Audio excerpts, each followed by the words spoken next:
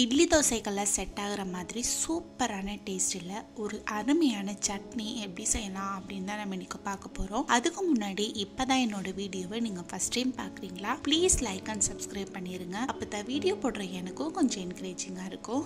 இப்போ வாங்க ரொம்பலாம் டைம் வேஸ்ட் பண்ணாமல் சூப்பரான டேஸ்ட்டில் ஒரு அருமையான டேஸ்டான சட்னி எப்படி செய்யலாம் அப்படிங்கிறத நம்ம வீடியோக்குள்ளே போய் பார்க்கலாம்.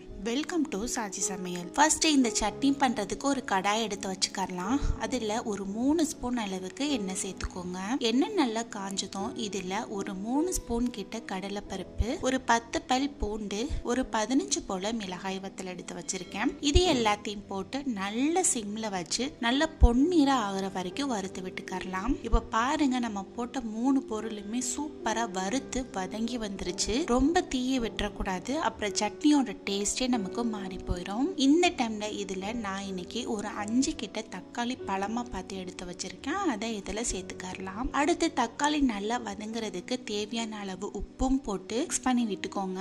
தக்காளி நல்லா சாஃப்டா வதங்கி வரணும், அப்பதான் சட்னி டேஸ்டா இருக்கும். இப்போ ஒரு 2 நிமிஷத்துக்கிட்ட இதை நல்லா வதக்கி விட்டுட்டு மூடி வச்சிருங்க. தக்காளி ஓரளவுக்கு நல்லா மசிஞ்சு வரட்டும். இப்போ 2ல இருந்து 3 நிமிஷத்துக்கிட்ட ஆயிடுச்சு. ஓபன் பண்ணி மறுபடியும் இந்த மாதிரி கரண்டி வச்சு நல்லா மசிச்சு கிளறி விட்டுக்கோங்க. இப்போ பாருங்க, இது எல்லாமே சேர்ந்து நல்லா கிளறி வந்துருச்சு. இந்த டைம்ல இதுல நான் இன்னைக்கு ஒரு அரை முடி தேங்காய் எடுத்து துருவி எடுத்து வச்சிருக்கேன். அதையும் இந்த தக்காளி கூட போட்டு நல்லா மிக்ஸ் பண்ணி விட்டுக்கரலாம். இப்ப பாருங்க, தக்காளி கூட சேர்ந்து தேங்காயும் நல்லா வதங்கி வந்துருச்சு. தேங்காய் போடும்போது கேஸை ஆஃப் பண்ணிடணும். தேங்காய் போட்ட பிறகு அடுப்பை ஆன்ல இருக்க கூடாது. இப்போ இதெல்லாம் ஓரளவுக்கு நல்லா ஆறி வந்த பிறகு ஒரு மிக்ஸி ஜார்ல போட்டு நல்ல சட்னி பதத்துக்கு அரைச்சி எடுத்து வச்சுக்கரலாம். அடுத்து இந்த சட்னியை தாளிச்சிடலாம். அதுக்கு அதே கடாயில ஒரு 2 ஸ்பூன் அளவுக்கு எண்ணெய், 1 ஸ்பூன் கடுகு, அரை ஸ்பூன் உளுந்து, அரை ஸ்பூன் ஜீரகம், இது எல்லாத்தையும் போட்டு நல்லா பொரிச்சு விட்டுக்கரலாம். நம்ம போட்டு கடுகு ஓரளவுக்கு பொரிஞ்சு உளுந்து சவந்து வந்த பிறகு இதுல ஒரு கொத்து அளவு கிட்ட கருவேப்பிலை போட்டு கேஸ் ஆஃப் பண்ணிட்டு கருவேப்பிலை நல்லா பொரிஞ்சு வந்த பிறகு ஒரு கிளாஸ் அளவுக்கு தண்ணி ஊத்தி இதுல உள்ள சூட்டை அமர்த்திடலாம். இதுல உள்ள சூடு கொஞ்சம் குறைஞ்ச பிறகு நம்ம அரைச்சு வச்சிருக்கிற சட்னி எடுத்து இதுல ஊத்திடலாம். பாருங்க, கலரே பாக்குறதுக்கு சூப்பரா இருக்குது. இப்போ அந்த தாளிப்போடு சேர்த்து நல்லா மிக்ஸ் பண்ணி விட்டுருங்க.